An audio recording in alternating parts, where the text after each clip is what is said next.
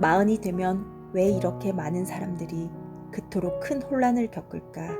왜 하필 마흔일까? 우리는 왜 마흔을 위기라고 생각할까? 그런 혼란한 경험을 무엇을 의미할까? 흔히들 중년의 위기라고 하는 이 시기를 나는 중간 항로라 부르고 싶다. 이 시기에 우리는 삶을 재평가하고 때로는 무섭지만 언제나 해방감을 주는 한 가지 질문 앞에 설 기회를 갖는다.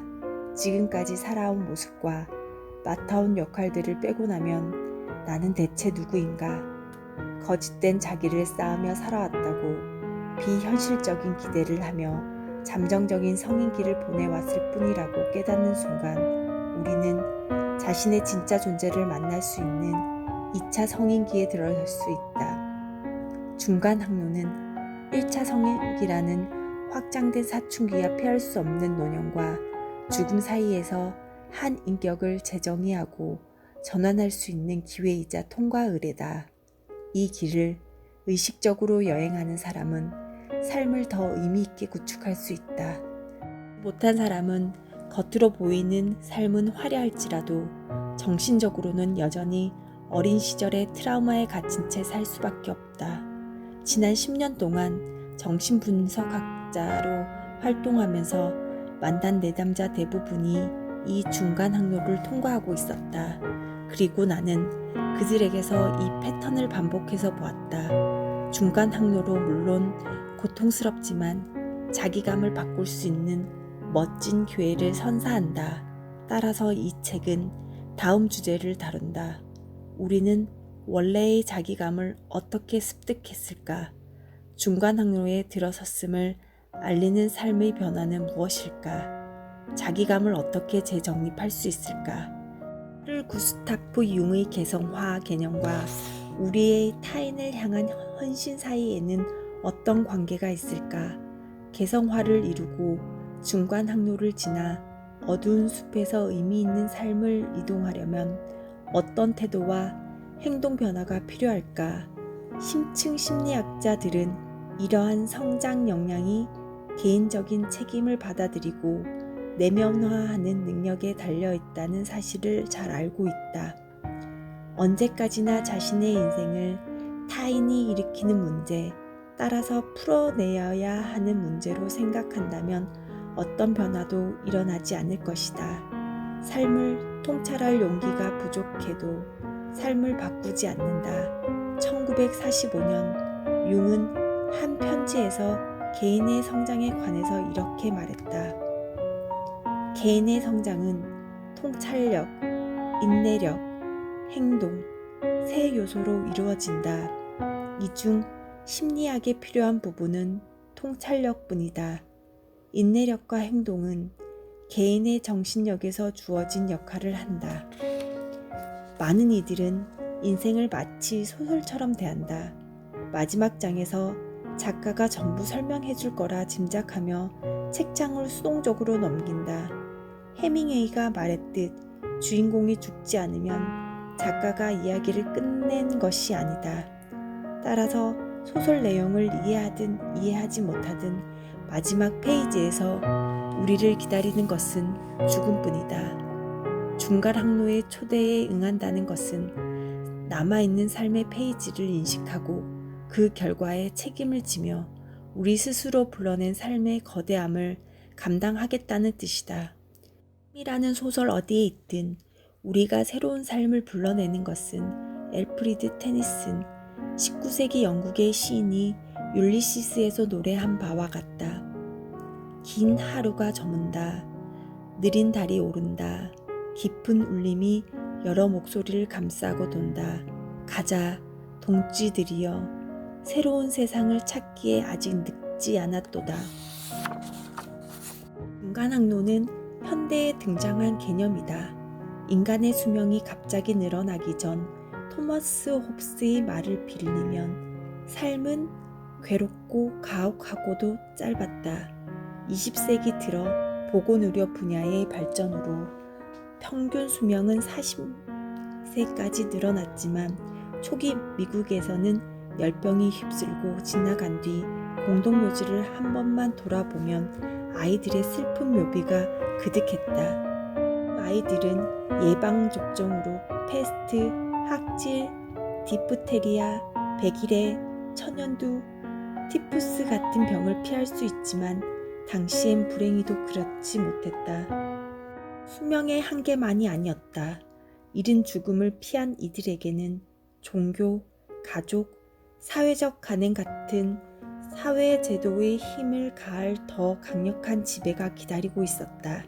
내가 어릴 때만 해도 이혼한 사람들은 저기 살인자가 지나간다 식으로 비판받기 일쑤였다. 성역할의 규별은 명확하고 절대적이어서 남성과 여성 모두에게 상처를 입혔다. 가족과 인종적 전통은 자신의 뿌리에 대한 관념적 더불어 때로 공동체 의식을 안겨주었으나 너무 깊숙이 뿌리박혀 떨쳐내기가 힘들었다. 소녀는 결혼하여 가족을 꾸리고 지탱하면서 사회가 원하는 가치를 전파하는 시스템의 축이 되어야 했고, 소녀는 커서 가업을 이어받고 가족의 생계를 책임지면서 사회가 원하는 가치를 계속 유지하고 지지해야 했다. 가치관 중 상당수는 오늘날 기준으로도 건전하며 지킬 필요가 있다. 하지만 사회제도가 개인에게 거는 기대는 때로 무시무시한 영혼의 폭력이 되곤 했다. 50년 동안 결혼 생활을 유지해온 부부에게 무조건 박수를 보내기 전에 그들 마음 깊숙한 곳에 어떤 일이 일어났었는지 생각해 볼 필요가 있다. 단지 변화가 두렵고 솔직하지 못해서 고통스러운 결혼 관계를 유지했는지 모른다. 부모가 원하는 대로 자라난 사람들은 이미 영혼을 잃어버렸을 것이다. 사회가 원하는 가치를 오래 유지하고 재생산한다는 것이 미덕은 아니다. 나 자신으로 살아가야 한다는 일가친척 누구와도 다른 가치를 지닌 신비하고도 특별한 존재가 되어야 한다는 생각은 우리 세대 이전에는 일반적이지 않았다. 지금도 일부에선 이단적인 생각이라고 치부한다. 그러나 현대 시대 정신의 가장 큰 특징은 기성 사회제도가 쥐고 있던 심리적 권력을 급격하게 개인에게 옮겨왔다는 점이다. 현대에 일어난 가장 큰 변화이기도 하다. 사회를 통합하던 거대 이데올로기가 그 정신적 힘을 대부분 상실하면서 현대의 개인이 일종의 고립 상태에 빠졌다. 애쉬 아널드 19세기 영국의 시인이자 평론가가 150년 전에 지적한 대로 우리는 두 가지 세계 사이에서, 즉 죽은 세계와 태어나면서부터 무력한 세계 사이에서 방황하고 있는 것이다. 좋은 의미든 나쁜 의미든 정신의 무게중심은 사회제도에서 개개인의 선택으로 옮겨왔다. 오늘날 중간 항로가 존재하는 이유는 인간이 예전보다 오래 살기 때문만이 아니라 삶을 결정하는 주체가 개인임을 서구 사회가 받아들였기 때문이기도 하다. 마음의 지진이 일어나다. 앞서 시사한 대로 중간 항로가 일종의 지각 변동이 아래부터 쌓이면서 시작된다. 여러 지층이 움직이면서 서로 부딪혀 압력을 받아 지진이 발생하는 것처럼 다양한 성격의 층이 역시 서로 충돌한다. 후천적 자기감은 내면 아이를 지키기 위해 지각 및 콤플렉스와 결합하여 스스로를 실천하려 애쓰는 더 큰 자기와 삐걱거리기 시작한다. 방어적 자아의식이 이 지진파를 멈출 수도 있지만 지각 변동은 그래도 여전히 생긴다. 자신이 위기를 자각하기 한참 전부터 징후와 증상이 필연적으로 나타난다. 우울증, 알코올 탐닉, 성적 흥분을 위한 대마초 흡연, 혼의 정사, 걸핏하면 직장을 갈아치우는 등 모두 우리 마음속 지각 변동을 넘어서거나 무시하거나 피하려는 노력의 일환이다. 치료의 관점에서 보면 이러한 증상은 환영할 만하다. 상처가 어디에 있는지 알려주는 화살표 역할을 할 뿐 아니라 정신이 자율적으로 건강하게 작동하고 있다는 증거이기 때문이다. 융은 신경증을 궁극적으로는 자신의 의미를 아직 발견하지 못한 영혼의 고통으로 이해해야 한다고 말했다. 이는 우리가 고통 없는 삶을 이룩할 수 있다는 암시가 아니다. 그보다 고통이 이미 우리에게 지워져 있으며 그 의미를 발견해야 한다는 뜻에 가깝다. 전 중에 독일인 신학자 디트리히 본회퍼는 히틀러에 저항했다는 이유로 순교자처럼 처형당했다. 플랜스부르크에 위치한 강제 수용소에서 본회퍼는 몇 장의 편지와 저수를 몰래 외부로 반출했다. 이 중 하나는 한 가지 질문을 놓고 괴로워하는 내용이었다. 이토록 끔찍한 수용소를 만든 것은 진정 신의 뜻인가? 본회퍼는 자신이 이 질문을 답할 수 없으리라는 사실을 잘 알았다. 그래서 자신이 해야 할 일은 지금의 공포를 받아들이고 이를 헤쳐나감으로써 하나님의 뜻을 발견하는 것이라고 현명하게 결론 내렸다. 누군가는 정신의 지각 변동으로 고통받는 것으로만으로 삶의 궁극적 목표를 발견할 수 없다고 말하는지 모른다. 그러나 우리는 중간 항로에서 수반되는 여러 가지 자기 충돌에 빚어내는 갈등의 의미를 찾아내야 한다. 이 운명적 충돌과 죽음, 재생 과정을 겪어야 새로운 삶이 등장한다. 중간 항로는 삶을 다시 찾고 더 의식적으로 영위하며 고통에서 의미를 창출할 수 있는 기회로 우리를 초대한다. 우리는 중간 항로를 극단적인 의식의 충격을 겪으면서 깨닫는다.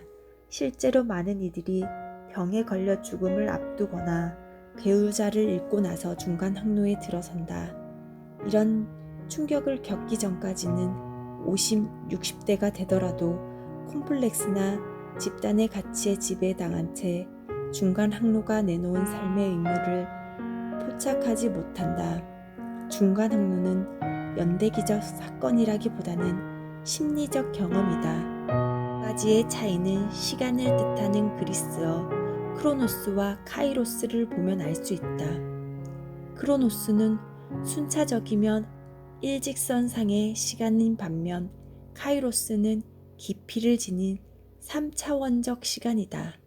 따라서 미국인에게 1776년은 단순히 달력에 표시된 숫자가 아니라 이후 모든 연도를 미국의 역사로 정의된 초월적인 시간이다.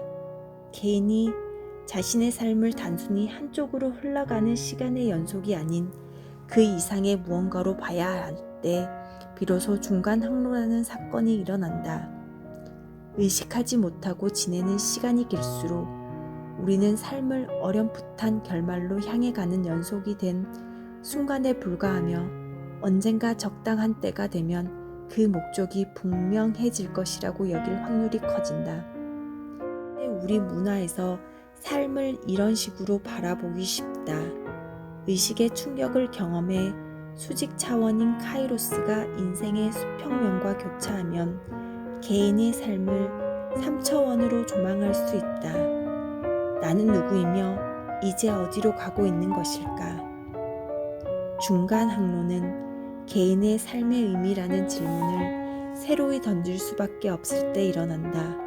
어렸을 때는 상상하곤 했으나 세월이 흐르며 지워져 버린 질문 말이다. 그리고 지금까지 가려져 있던 문제를 직면해야 할 때도 그렇다. 정체성에 관한 의문이 다시 떠오르며 그 책임을 더 이상 회피할 수가 없게 된다. 말하자면 중간 항로는 우리가 지금까지의 내 삶과 역할을 빼고 나면 나는 대체 무엇인가? 라는 질문을 스스로에게 던질 때 비로소 시작된다.